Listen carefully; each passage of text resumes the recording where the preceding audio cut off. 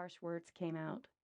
And so, still not turning his face, with its long aquiline nose, huge blue-green eyes, and those full pink lips I was delirious to call mine when we were first married, he said, simple as pie, "I'm done."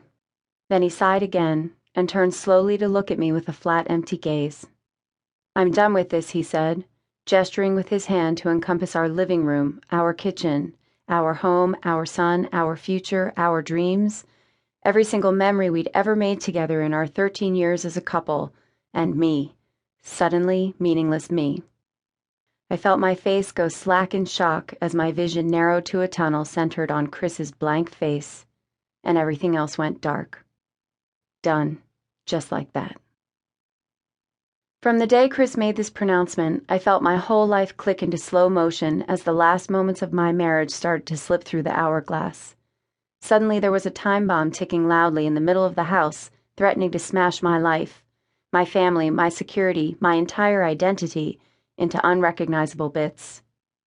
I entered a kind of split-screen crisis mode, shuttling between a panicked search for solutions and the velvety comfort of hiding in denial as I tried to figure out how to defuse the bomb. My mind became a Japanese tea house, orderly, quiet, with delicate sliding shoji screens to separate my conflicting needs, to make it possible for me to keep on keeping on when it seemed that my husband had just brought everything in our life to a dead stop.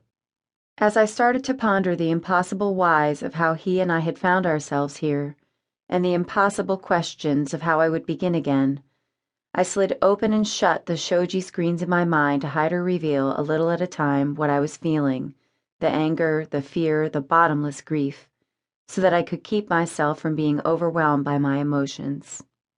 In a hush, I tiptoed around Chris, and I tiptoed around myself, afraid to glimpse my reflection in the mirror and see the fear in my eyes. This talk of divorce was coming at a spectacularly bad time. I was the primary breadwinner in our family, and I had recently been fired from a job I loved. Chris and I were still learning how to be parents.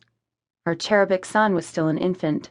We owned this lovely but needy house and the big mortgage that went along with it.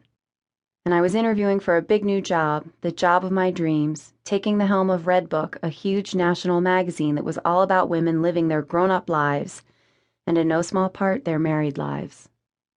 The irony was as rich as buttercream frosting on a wedding cake. In the end, I got the job, but I lost the guy.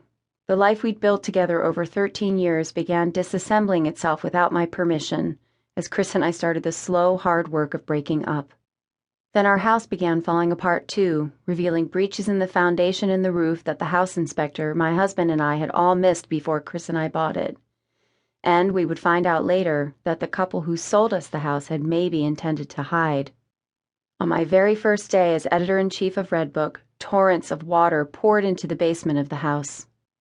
And the floods continued as September hurricane rains worked their way up the coast and pounded the northeast, forcing me to undertake a months-long renovation that led to the house's foundation being jackhammered into bits. A few weeks later, the roof and walls of the house started to leak in 3 or 4 or 5 different places, depending on how the wind was blowing. The symbolism of it all was undeniable. Water flooded my house for months, as pain was flooding my life. The foundation of my existence was being rocked, as was the foundation of my house. Water followed me everywhere, and so did the tears. I was running a magazine about love and marriage just when everything I thought I knew about either was being put to the test. And I was reinventing that magazine at the same time that I was going through the incredibly painful process of reinventing myself. And it got worse. I had to fire 2 full-time nannies in a row, and so found myself scrambling to patch together childcare arrangements for Zach. And then there would be a beach house fire and the 2 emergency room visits and all the heartbreaking ways in which my family and friends couldn't give me what I asked for, despite their best intentions, because they had to live their own lives too. I kept my best game face on at work, desperate not to show weakness either to my staff or to upper management as I spearheaded the magazine's transformation.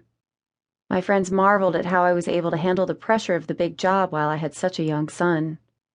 But the job was, in many ways, the easy part, even though it absorbed so much of my concentration and time. I knew that I knew how to run a magazine, and I trusted my skills and instincts at work. But I was just learning how to trust myself as a mother.